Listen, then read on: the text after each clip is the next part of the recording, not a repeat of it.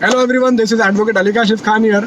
और मेरे चेहरे से मुस्कुराहट देख के आप लोगों को पता चल गया रहेगा कि मैं कितना खुश हूँ। और ये टॉपिक हमारा आज किस चीज़ पे रहने वाला है। तो ये 2 सेकंड हंसी इन लोगों के लिए है कि जो जल रहे हैं, जिन लोगों को यकीन ही नहीं हो रहा है कि फाइनली वो हो गया, चाइनीज़ वायरस बैन हो गया है।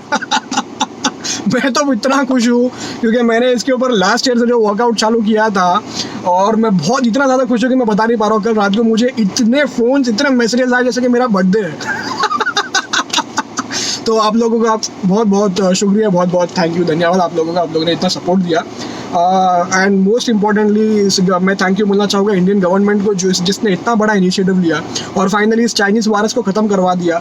जो हमारे देश के अंदर ही बिजनेस रन करके पैसे सारे इनके बिजनेस सारे होते हैं, बीजिंग के ज़रिए बीजिंग में पैसे इनके पूरे जाते हैं। बीजिंग बेस्ड कंपनी है ये बाइटडांस, और फाइनली हमारी गवर्नमेंट ने ये इनिशिएटिव लिया। अब मैं कुछ सीक्वेंस बताना चाहूँगा क्योंकि बहुत लोगों का इसमें हाथ रहा, मेहनत रही बहुत लोगों की। तो मैं कुछ सीक्वेंस बताना चाहूँगा कि कैसे ये शुरुआत हुआ और कल ये फाइनली कैसे क्यों बैन हुआ। सबसे पहले तो लास्ट ईयर एक एडवोकेट ने मद्रास हाईकोर्ट में पिटिशन फाइल किया था PIL टिकटॉक को बैन करने के लिए। वहाँ से बैन हुआ कुछ दिनों के लिए। टिकटॉक सुप्रीम कोर्ट गया, सुप्रीम कोर्ट से वो बैन का स्टे हटाया। उसके बाद काफ़ी टिकटॉक ने ऐसा कोर्ट में बोला कि हम जो है रूल्स फॉलो करते हैं, लॉज फॉलो करते हैं, हम सब बराबर कर रहे हैं। इस तरीके का टिकटॉक ने कोर्ट को बहकाया। उसके बाद कुछ महीने बाद ये तबरेज़ अंसारी वाला मॉब लिंचिंग जो बहुत बुरी तरीके से हुआ था, गलत हुआ था जो भी था, लेकिन उसके बाद ये टिकटॉक टीम 07 ने जो वीडियो बनाया था उसको लोगों ने गलत ठहराया। फिर वो मैटर मेरे पास आया, मैंने उन लोगों का बेल में हेल्प किया, लेकिन वो बेल के साथ साथ मैंने ये कसम खा लिया था और मैंने ये हर मीडिया में बोला था कि मैं इस टिकटॉक को बैन कराने के लिए पिटिशन फाइल करूँगा। फाइनली मैंने किया। पहले सबसे पहले मैंने उन लोगों को नोटिस भेजा। नोटिस का मुझे रिप्लाई आया। नोटिस का रिप्लाई देके उन लोगों ने गलत सब कुछ लिखा उसके अंदर, वो मैंने यूज़ किया केस के अंदर। उसके बाद मैंने कंप्लेंट्स फॉरवर्ड किया ministry of electronics and information technology को। मैंने प्राइम मिनिस्टर को, मैंने ऑनरेबल सारे जितने भी मिनिस्ट्री लेवल्स के, सेंट्रल और महाराष्ट्र लेवल पे, उन सबको कंप्लेंट्स फॉरवर्ड किया। जब कोई एक्शन वहाँ से नहीं हुआ तब जाके मैंने बॉम्बे हाईकोर्ट में पिटिशन फाइल किया नवंबर लास्ट ईयर 2019 में।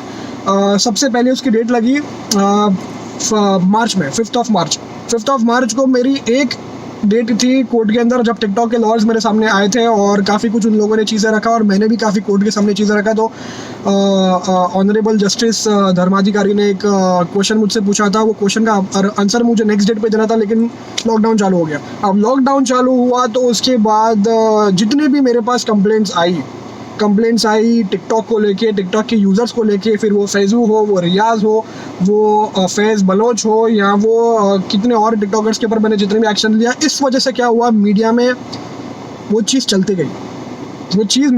गई और हर नए दिन आके इन लोगों का मैंने क्राइम एक्सपोज करवाया टिकटॉक के थ्रू, जो ये लोग कर रहे थे, और मीडिया में एक्सपोज कराया। मीडिया में एक्सपोजर की वजह से क्या हुआ, लाइमलाइट इस टिकटॉक के ऊपर चढ़ती गई कि ये गंदगी हो रही है, ये हो रहा है। उसके बाद सडनली फिर वो कैरी मिनाटी का इशू चालू हो गया, यूट्यूब वर्सेस टिकटॉक हो गया। तो ये जितने भी लोग हैं ना, इन सब का भी इक्वली हाथ है इसके अंदर। और फाइनली जो मैंने पिटिशन जो मेरा बॉम्बे हाईकोर्ट में पेंडिंग था, उसकी नेक्स्ट डेट अभी 10 जुलाई की थी। लेकिन क्या है यार टिकटॉक, तुम लोग यार लड़ाई से पहले ही हार गए तुम लोग, इधर को निकाल दिए गए देश से बाहर निकाल दिए। थोड़ा लड़ाई तो करनी चाहिए थी तुम लोगों को। 10 जुलाई की डेट थी, लेकिन खैर कोर्ट बंद चल रही थी, तो मुझे भी ये लग रहा था कि यार कभी पता नहीं कब कोर्ट खुलेगी, कब इसके ऊपर एक्शन लिया जाएगा। लेकिन मैं इतना खुश हूँ कि ये इनिशिएटिव जो है इतना बड़ा गवर्नमेंट ने लिया। उसके अलावा लॉकडाउन के बीच में ही तेलंगाना हाईकोर्ट में भी पिटिशन फाइल हो गया सेम बैन करवाने के लिए टिकटॉक को। उसके बाद मध्य प्रदेश में भी होने वाला था नेक्स्ट वीक, मुझे पता चला है ये चीज़। लेकिन यार इतना क्राउड जो पागल हो गया था इसके पीछे, और इसको बैन कराने के पीछे जो लग गया था, उससे बहुत बड़ा फ़र्क पड़ा। आप सभी लोगों का इक्वली हाथ है, सभी लोगों ने मेहनत किया इसके ऊपर, और जो हम सबका एक मोटो था, मेरा था, आप लोगों का था, और काफ़ी लोगों का जो मेजॉरिटी ऑफ इंडियंस का था, जिन लोगों ने इसके ऊपर एक्शन लिया, उन सब का इक्वली हाथ है इसके अंदर, सबकी इक्वली मेहनत है। क्योंकि हमने जो ये आवाज़ उठाई वो इतने ऊपर तक गई, और गवर्नमेंट के पास इतने बार कंप्लेंट जाने की वजह से उनके ध्यान में आया कि ये क्या गलत हो रहा है। मैंने पिछले 3-4 महीने के अंदर नेशनल वुमेन्स कमीशन को एक के बाद एक कंप्लेंट्स भिजवाया हूँ, ईमेल पे, व्हाट्सएप पे। उसके बाद स्टेट महाराष्ट्र कमीशन को मैंने, वुमेन कमीशन को मैंने एक के बाद एक कंप्लेंट्स भिजवाया, जिसकी वजह से इन लोगों के पास कंप्लेंट्स की लिस्ट बढ़ गई। मैंने टिकटॉक को पर्सनली कितनी कंप्लेंट्स भिजवाया, लेकिन टिकटॉक ने उसका रिस्पॉन्स मुझे इतना बुरा दिया जो मैं कोर्ट में यूज़ करने वाला था। लेकिन मेरे तो बहुत बड़ी प्लानिंग थी इन लोगों के ऊपर तो बैन करवा के, मुझे एक बहुत बड़ा एक अलग प्लान कर रहा था, लेकिन ये तो पहले ही लुढ़क गए। तो मैं तो बहुत खुश हूँ, मैं इतना खुश हूँ कि अभी मैंने केक मंगवाया हो, वो केक मैं शाम को काटने वाला हूँ टिकटॉक के नाम पे, सबके साथ, आपके साथ सेलिब्रेट करके। अच्छा, अभी यही थोड़ा कानून की बात कर लेते हैं। ये चीज़ क्यों बैन हुई है? गवर्नमेंट ने इसको इनिशिएटिव लिया है क्योंकि ये टिकटॉक जैसी काफ़ी ऐप्स जो है, जो चाइनीज़ ऐप्स है, ये लोग हमारा पर्सनल डेटा, हमारी इन्फॉर्मेशन, हमारा लोकेशन, हमारा जो भी मोबाइल में हम एक्टिविटीज़ कर रहे हैं टिकटॉक को यूज़ करने के अलावा भी, वो सारा हमारा डेटा स्टोर करके ये लोग चाइना में भेज रहे थे। ये काफ़ी इसका गलत इस्तेमाल कर रहे थे। और जिस तरीके का कंप्यूटर आज दुनिया भर में चल रहा है, अगला ये बोलना गलत नहीं होगा कि वॉर, असल में डेटा वॉर एक तरीके का चल रहा है दुनिया भर में, क्योंकि डेटा चोरी करना एक बहुत बड़ा क्राइम है। और किसी का भी लोकेशन, किसी की भी सिक्योरिटी, किसी का भी इंफॉर्मेशन अंदर का वो लीक हो जाता है। तो इस वजह से ये गवर्नमेंट ने ये जो 59 ऐप्स को जो बैन किया है, उसमें से टिकटॉक एक बहुत बड़ा एप्लीकेशन था और बहुत बड़ा सोर्स था जो फ्रॉड खेल रहा था हमारे देश में। हमारी सारी डेटा, हमारी सारी इन्फॉर्मेशन जो है वो स्टोर कर रहा था। और इसका हेड ऑफिस है बीजिंग में, चाइना का मेन सिटी।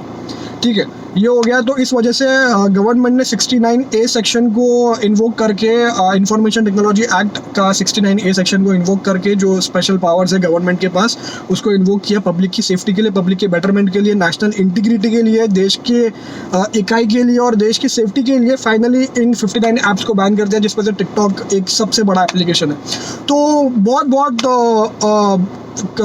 शुक्रिया आप लोगों को, सबने आवाज़ उठाई यार। कोई किसी का एक इंडिविजुअल रोल नहीं है। मैंने अकेले ने कुछ नहीं किया, कैरी मिनाटी ने अकेले कुछ नहीं किया, गवर्नमेंट ने अकेले नहीं की, आप सभी लोगों ने किया, हम सब ने किया हुआ है। ये हम सब की मेहनत है और फाइनली हम जीत गए। और लास्ट मेरा एक मैसेज रहेगा, अभी भी अगर कोई भी इंसान अगर टिकटॉक को सपोर्ट करता है और बैन के खिलाफ अगर रोना धोना कर रहा है, तो उसको हम क्या बोलेंगे वो आप मुझे कमेंट में लिख के देना।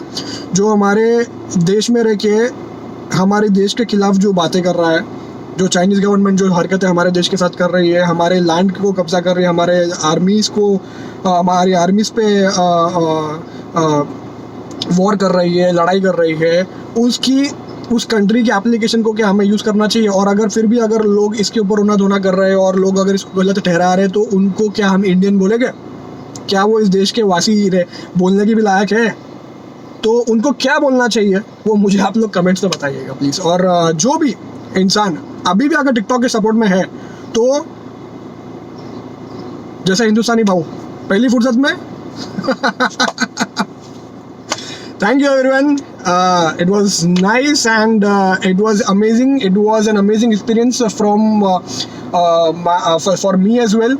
And thank you every one of you all once again for helping us, for helping and supporting us for each of our steps which we have taken to ban this application. And finally, once and for all, thank you Indian government, thank you so much for saving the country and the youth. Thank you so much. Signing off. Bye.